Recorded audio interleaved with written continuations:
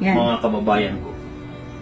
Sa 15 taon akong nanungkulan bilang chairman ng PGH Cancer Institute. Maraming pasyente po ang kumatok sa pinto ng aking opisina noon.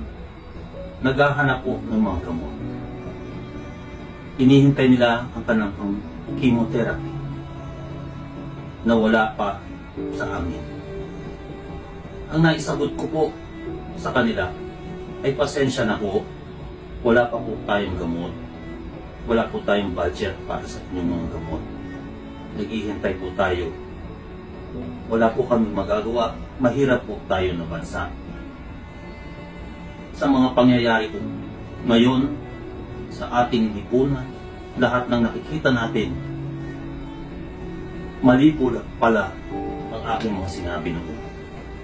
Hindi po pala wala tayong pera bilang bansa. Mayroon po tayong pera.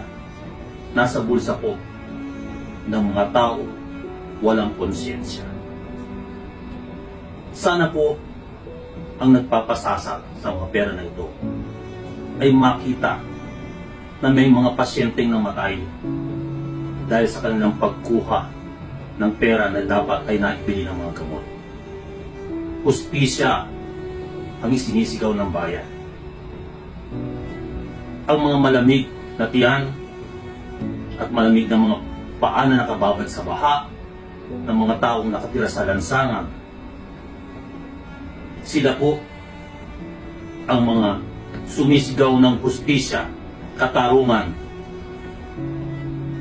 Iyan pa ang kapalit ng mga pagbili ng mga kotse na mamahalin, ang pagkain sa mga mamahaling hotel, ang pagtapo ng pera sa mga kasino. Dapat po ang buhay ng bawat pamamayan na naghirap dahil sa korupsyon ay sagutin ng bawat mga mambabatas, mga kawani ng DPWH, lahat po ng involved sa mga itong proyekto na dapat ay nakakatulong sa tao, yung pala ay hindi man lamang po makikita ang anino ng mga proyektong ito. Ito po ang inyong kasalanang malaki sa ating bayan. Sana po ay makonsyensya po kayo lahat. Sigaw ng bayan, katarungan, hustisya para sa mga taong kinitil ng korupsyon ng mga